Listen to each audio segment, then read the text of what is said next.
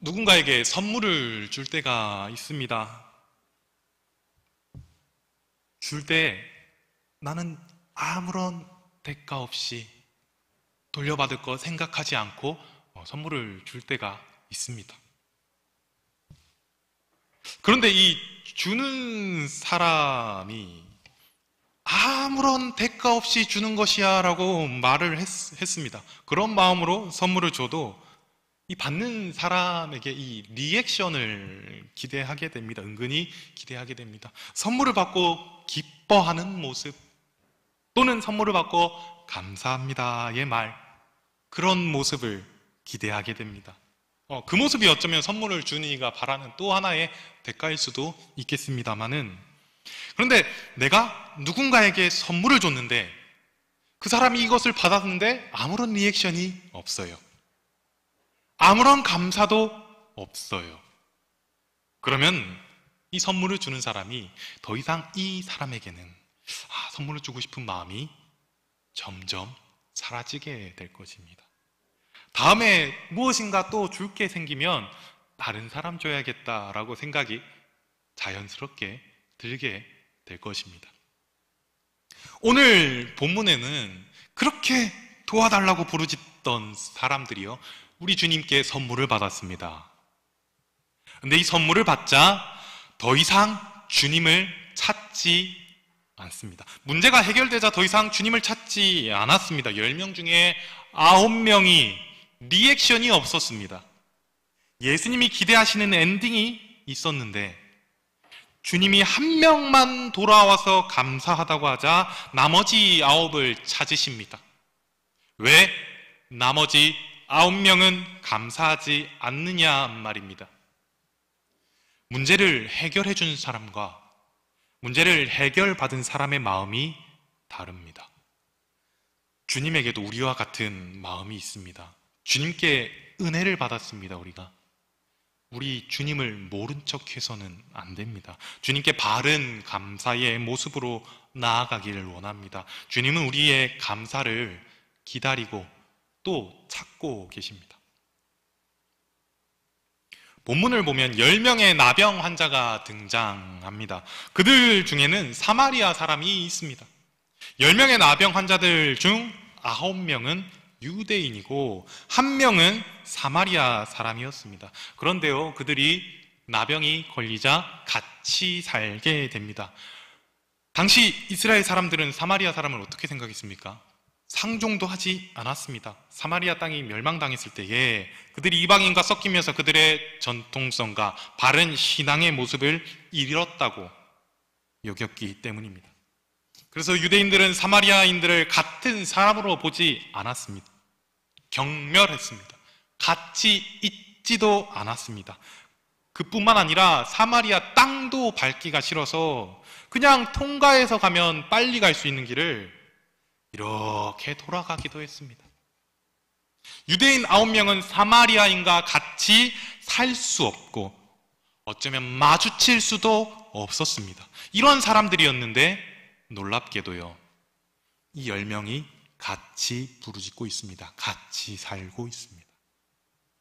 왜 함께 살고 있습니까? 다 나병에 걸렸기 때문입니다. 9명이 건강했다면 이 유대인들이 사마리아 사람을 상종하지도 않았을 것입니다. 그런데 서로가 다 이 문둥병 나병에 걸려 있으니 그 경계가 허물어졌습니다. 어려움이 가진 힘이 있습니다. 이전에는 절대로 함께 할 수 없던 이들과 함께 하게 된다는 것입니다.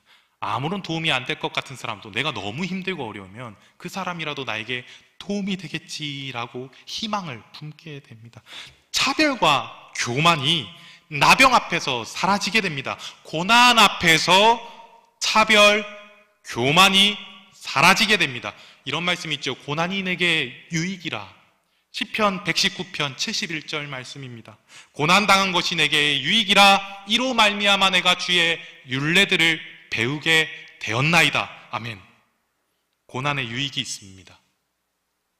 내가 갖고 있던 교만한 마음을 내려놓을 수 있게 됩니다. 그래서 교만한 마음을 우리는 항상 경계해야 합니다. 교만한 마음이 있다면 고난의 유익이 오기 전에 먼저 내려놓으시길 바랍니다. 그들이 이제 이 고난 앞에서 예수님을 향해 부르짖게 됩니다. 고난에 주는 유익이요 또 있습니다. 하나님을 찾게 합니다. 얼마 전에 장로님 한 분이 제게 이런 말씀을 해주셨습니다. 요즘은 이 땅이 천국이라서 사람들이 진짜 천국을 안 찾는 것 같다. 예전엔 사는 게 어려워서 천국, 그것을 바라보고 희망을 바라보며 살았는데 이제 이 땅에서 천국처럼 사는 사람들이 생겨서 하나님 찾는 사람들이 쉽게 늘지 않는 것 같다라고 말씀해 주셨습니다. 그 말처럼 고난이 없으면 하나님 찾기가 어렵습니다. 잘 나가니까, 아무 문제 없으니까 예수님 필요 없습니다. 내 마음대로 살 수 있습니다. 이것이 복이 아닙니다. 어려워져서 어려울 때 내가 주님 찾게 하는 것, 주님 나를 불쌍히 여기소서, 주님 나를 긍휼히 여겨 주시옵소서, 내가 주님을 찾을 수 있도록 하는 것, 주님을 찾는 자가 되는 것이 더 복입니다. 우리 예수님을 부르짖고 찾아야 합니다. 그러나 연약한 우리는 고난 중에, 힘들 때에 먼저 나오는 것은 불평과 불만이 있습니다. 하나님, 나에게 어떻게 이렇게 하십니까? 하나님, 나에게 어떻게 이것을 주실 수가 있습니까? 이 마음이 들 수 있습니다. 룻기에서 나오미를 보면요, 이 나오미가 베들레헴을 떠났다가 모압으로 떠났다가 다시 베들레헴으로 돌아오지 않습니까? 그때 다른 여인들을 향해 나오미가 이렇게 말합니다. 나는 풍족하게 나갔으나 여호와께서 나를 텅 비게 돌아오게 하셨습니다. 이제 나를 나오미라고 부르지 말아주세요 라고 말합니다. 하나님이 나에게 이루실 수 없습니다에 애통하는 모습을 보입니다. 탄식하는 모습을 보입니다. 이런 것을 두고 성경에서는 이런 것을 애가라고 합니다. 나오미의 애가라고 합니다. 성경에서 내 삶이 이래서는 안 됩니다, 내 삶이 어떻게 이럴 수가 있습니까? 부르짖는 고통의 소리가 애가입니다. 그러나 고통 속에서 단순히 괴로워하고 부르짖는 한탄만은 아닙니다. 이 애가에는요, 이 성경의 애가에는 분명히 대상이 있습니다. 이 대상이 바로 하나님이십니다. 비록 겉으로는 탄식하고 불평을 늘어놓을 수 있지만요, 그러나 이것 또한 하나님께 부르짖는 기도요, 노래가 됩니다. 자신의 삶에 문제가 있음을 탄식으로 알리며 하나님께 도움을 요청하는 것입니다. 비록 겉으로 볼 땐 부정적인 탄식의 소리로 들리지만 실제로는 하나님에 대한 깊은 확신에서 나오는 말이 됩니다.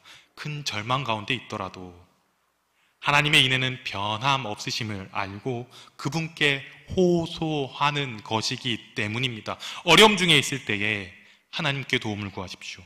오늘 나병 환자들처럼 하나님을 부르짖으십시오. 그것도 안 될 정도로 힘들고 지쳤더라면 하나님에게 한탄하십시오. 하나님 앞에 단식하십시오. 하나님이 그 소리도 들으십니다.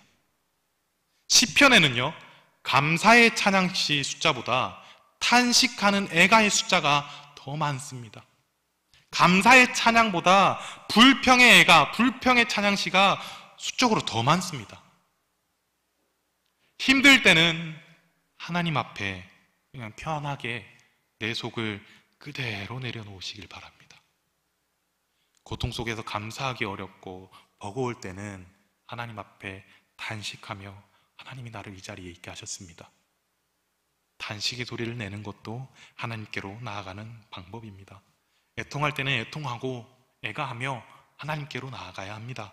성경에서는 너무 마음이 아파 하나님 앞에 솔직한 심정을 쏟아놓는 것이 고통과 낙심을 이길 수 있는 중요한 길이라고 우리에게 가르쳐주고 있습니다. 그러니요, 일단 뭐가 됐든 하나님을 찾으십시오. 하나님을 부르십시오. 무슨 이유든지 일단 하나님을 찾으십시오. 원망하던 탓하던 1번은 일단 우리 하나님 찾자, 일단 우리 하나님 불러보자입니다. 그것이 첫째입니다. 주님의 이 부르짖었던 나병 환자들을요, 주님께서 치료해 주셨습니다. 그런데 이제 그들이 다시 분리가 일어납니다. 본문을 보면 사마리아 사람 한 명만 돌아옵니다. 한 사람만 감사하러 돌아온 것이 맞습니다. 그런데 다시 보면 유대인 9명과 사마리아 사람 한 명이 다시 분리가 됩니다. 고난이 끝나자 다시 이 교만한 마음이 돌아옵니다. 유대인 9명은 다시 자기들끼리 지내게 됩니다. 그렇게 함께 부르짖던 사람들이 더 이상 주님을 찾지 않게 되었습니다. 문제를 해결해 주면 주님을 찾지 않습니다. 이 모습이 우리에게 없기를 바랍니다. 주님이 해결해 주셨으면 우리 주님에게 감사하고 영광 돌려야 되는데 그 모습이 이들에게는 없습니다. 9명은 어디로 갔습니까? 9명 어디로 갔습니까? 우리 본문에 나옵니다. 9명이요? 보면 그들은 사실 예수님의 말씀에 순종했습니다. 제사장에 가서 너희 몸을 보이라.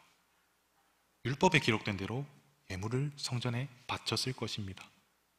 그래서 다시 가정으로 돌아와서 사회 속에서 건강한 사람들과 함께 자유롭게 살았을 것입니다. 자, 9명이 무엇을 잘못했습니까? 우리가 예수님에게 오지 않았다고 해서 그들을 탓할 수만은 없는 것이 예수님이 그들에게 제사장에게 가라고 명했기 때문입니다. 치유의 주인이신 예수님에게 오지 않은 잘못을 물을 수는 있지만 그 당시 상황을 볼 때 그들은 율법대로 행했고 더구나 예수님의 말씀대로 순종했으므로 잘못이 크다라고 볼 수 없습니다. 레위기에 이런 말씀이 있습니다. 레위기 13장 6절에서 8절 말씀을 보면요, 이래 만에 제사장이 또 진찰할지니 그 환부가 옅어졌고 병색이 피부에 퍼지지 아니하였으면 피부병이라. 제사장이 그를 정하다 할 것이요 그의 옷을 빨 것이라. 그리하면 정하리라. 7절을 보면요, 그러나 그가 정결한 자를 제사장에게 보인 후에 병이 피부에 퍼지면 제사장에게 다시 보일 것이요. 8절에 제사장은 진찰할지니 그 병이 피부에 퍼졌으면 그를 부정하다 할지니 이는 나병임이니라. 자, 그 시대 때는 제사장이요 이 사람을 정하고 아니면 부정하다라고 판단하는 사람이었습니다. 이 나병에 대한 판정은 제사장이 해주었습니다. 그들은 유대인이었기 때문에 나병이 나왔으면요 제사장에 먼저 가서 이 판정을 받아야 했습니다. 그런데 예수님은요 그렇게 갔던 그들을 매우 섭섭하게 생각하십니다. 오히려 제사장에게 가지 않고 자신에게 온 사마리아 사람을 칭찬하시며 내 믿음이 너를 구원하였느니라 라고 말씀하고 계십니다. 선포하고 계십니다. 그러면 사마리아 사람은 왜 제사장에게 가지 않고 예수님에게 왔습니까? 그는 이방인이니까 성전에 들어갈 수도 없었겠지요. 제사장에게 갈 수도 없었을 것입니다. 상종도 안 해주었을 것입니다. 그래서 사마리아 사람은 예수님에게 돌아올 길밖에 없었습니다. 9명은 제사장에 갈 수 있고 성전에 들어갈 수 있고 또한 그들이 완치 판정까지 받고 온전한 유대인으로 인정받을 수 있는 곳이 제사장에게 가는 것이었습니다. 그 당시 사마리아인들은 유대 사회에서 소외된 자들이었고 마치 개나 돼지처럼 취급받는 이방인물이었습니다. 실상 이방인인 사마리아인이 제사장에 가서 문둥병이 치료된 증명을 받을 수 없었습니다. 한 명의 사마리아인은요 자신을 인정해주고 받아줄 수 있는 분은 오직 예수님밖에 없다고 여겼던 것이, 이것이 구원을 받는 이유가 됩니다. 그것이 구원을 받는 조건이 되었습니다. 사마리아인은 비록 문둥병에서 구원을 받았지만 그렇다고 유대인이 되어서 유대 사회에 들어가게 되지는 못했습니다. 그러나 사마리아인은 하늘의 구원, 영원한 천국에 들어가는 영광을 얻게 되었습니다. 그래서 예수님은 사마리아인에게 내 믿음이 너를 구원하였느니 라고 말씀해주고 계십니다. 이게 참 놀랍습니다. 또 이게 참 두려운 말씀입니다. 우리도 이 땅에서는 이런 실수를 범하기 쉽습니다. 9명이 잘못한 것은 없어 보이는데 그들은 구원의 참된 복을 받지는 못했습니다. 여러분, 우리가 있어야 할 곳이 있습니다. 내가 소속되어야 되는 곳이 있습니다. 내가 인정받아야 되는 곳이 있습니다. 내가 판단받아야 되는 곳이 있습니다. 내가 판정받아야 되는 곳이 있습니다. 그곳이 어디입니까? 지금 떠오르는 곳이 어디입니까? 제사장 앞입니까? 예수님 앞입니까? 예수님 앞으로 나오십시오. 예수님 앞에 우리가 판정받아야 됩니다. 하나님 앞에서 하나님에게 판단받으십시오. 엉뚱한 곳 가서 나는 깨끗한 사람입니다, 이제 나병에서의 구원을 판정해 주십시오, 다른 곳에 가서 나를 인정해 주십시오 말할 것이 아니라 우리 생명을 주신 예수님에게 엎드려서 주님이 나를 구원해 주셨습니다, 감사합니다의 고백이 우리에게 있어야 합니다. 그것을 잃어버리고서 신앙생활하는 것은 제사장 앞에 가서 신앙생활하는 모습과 똑같습니다. 우리 예수님 앞에 서기를 바랍니다. 그분의 십자가를 기억하십시오. 그분의 모습을 기억하십시오. 그분의 말씀을 기억하십시오. 예수님 앞에서만이 우리가 참된 구원을, 예수님만이 우리를 구원해 주실 수 있는 유일한 길입니다. 다른 길로 가면 어차피 멸망합니다. 다른 길로 가서요, 나병은 치료받았습니다, 어려움은 없습니다, 이 땅에서 명예를 얻었습니다, 이 땅에서 나는 잘 됩니다 할지라도요, 안타깝게도 그곳에 구원이 없어요. 우리 예수님을 믿어서 멸망의 길이 아닌 영생의 길로 들어간 우리가 되기를 바랍니다. 우리 예수님에게 인정받읍시다. 예수님 앞에 가서 판단받읍시다. 이 땅에서 판단받고 이 땅에서 명예롭게 사는 것보다 예수님 앞에 너 명예롭게 신앙생활 잘했다, 이것을 먼저 섭시다. 우리 누구 앞에 서겠습니까? 제사장 앞에 서겠습니까? 예수님 앞에 서겠습니까? 우리 같이 예수님 앞에 섭시다. 이런 신앙생활하는 저와 여러분이 되기를 바랍니다. 그 다음에 우리가 해야 할 일이 있습니다. 사마리아 사람 한 명이 주님께 나와서 감사합니다 하고 우리 예수님께 영광 올려드립니다. 주님이 물으십니다. 너랑 같이 있던 나머지 9명은 어디 있느냐 물으십니다. 필요한 것 구해서 주었더니 그들은 어디 갔느냐? 먹여주었더니, 입혀주었더니, 직장 주었더니, 집 주었더니 어디 갔느냐? 해결되면 끝입니다. 그 9명은 그렇게 끝났습니다. 그러나 우리 끝날 때까지 끝난 게 아닙니다. 주님은 그때마다 돌아오는 자들을 기다리고 계십니다. 주님은 감사하는 자를 찾으시고 또 기다리고 계십니다. 황소려드림보다 진정한 예배를 기쁘게 받으시는 분이 우리 주님이십니다. 하나님께 내가 받았다고 하나님이 주셨구나, 상황 종료 아닙니다. 어떻게 이 사람이 감사하는가 봤더니요, 15절에 큰 소리로 하나님께 영광을 돌리며 돌아와 라고 말합니다.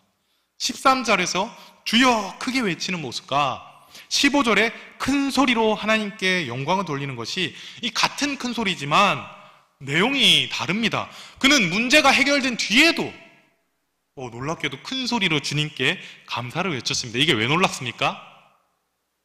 감사의 소리도 크게 외칠 수 있다는 것이요, 이 땅에서 이제 놀라운 것이 되었습니다. 여전히 기도하는가입니다. 13절에서 크게 부르짖는 것, 15절에 크게 부르짖는 것, 같은 부르짖음이지만 차이가 있습니다. 이 모습이 대단합니다. 이 모습이 훌륭합니다. 문제가 있을 때 주님을 그렇게 크게 찾는다는 것 할 수 있습니다. 해 보셨을 것입니다. 그런데 해결되고 나면 점잖은 모습으로 돌아옵니다. 점잖은 모습으로 주님을 찾지 않습니다. 주님께 해결되었을 때도 크게 영광 돌릴 수 있는 모습이 필요합니다. 문제가 있을 때 크게 부르짖는 것은 누구나 할 수 있습니다. 문제가 없을 때 내가 여전히 기도하는가, 내가 주님 앞에 여전히 있는가, 주님을 부르짖는가, 그것이 더 중요합니다. 이 사마리아 사람은요, 해결되었음에도 큰 소리로 하나님께 영광을 돌립니다. 하나님께 우리도 영광을 돌려야 합니다. 사람이 아니라 하나님께 영광을 돌려야 합니다. 하나님이 일하셨습니다. 주님이 일하셨습니다.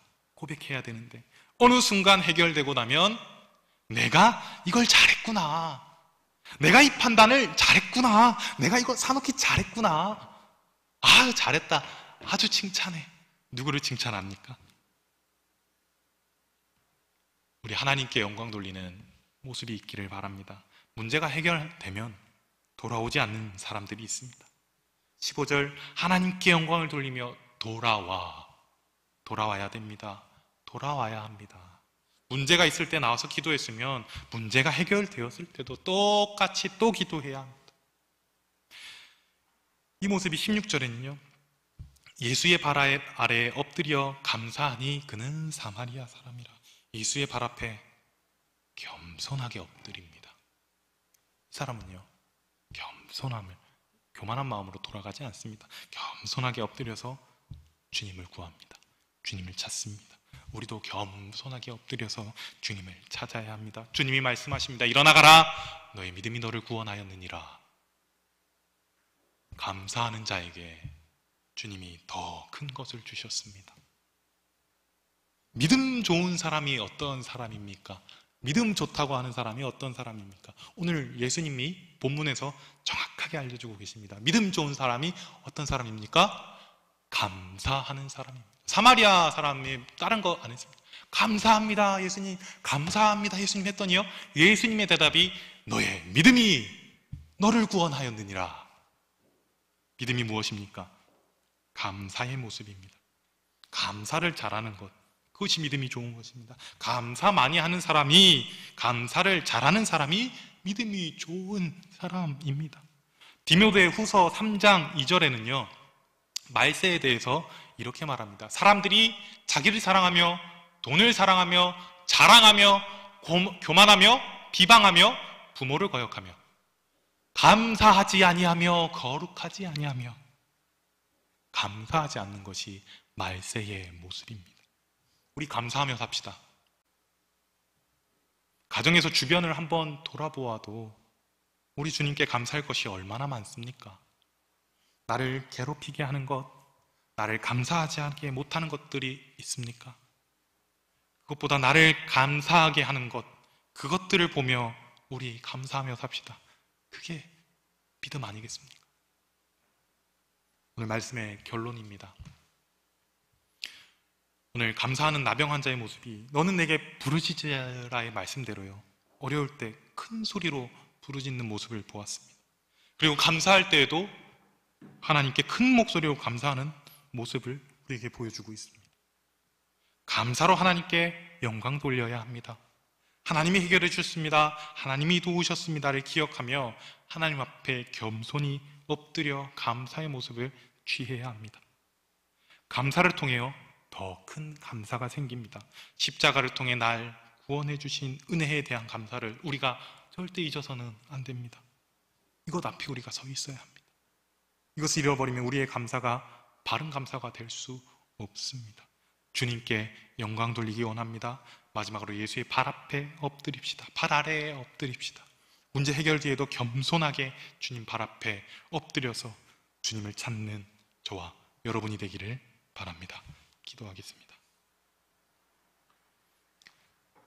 하나님 감사합니다. 주님 내게 주신 은혜가 너무나 많습니다. 큰 소리로 하나님께 영광 돌리며 주님 앞에 엎드리는 내가 되게 하여 주시옵소서. 언제나 주님을 찾으며 문제가 있을 때에도 또 해결되었을 때에도 주님 앞에 엎드려서 하나님께 영광 올려드리는 나의 삶이 될 수 있도록, 우리의 모습이 될 수 있도록 우리 가운데 하나님 함께하여 주시옵시고 성령님 동행하여 주시옵소서. 예수 그리스도 이름으로 기도드립니다. 아멘. 찬송가 365장입니다.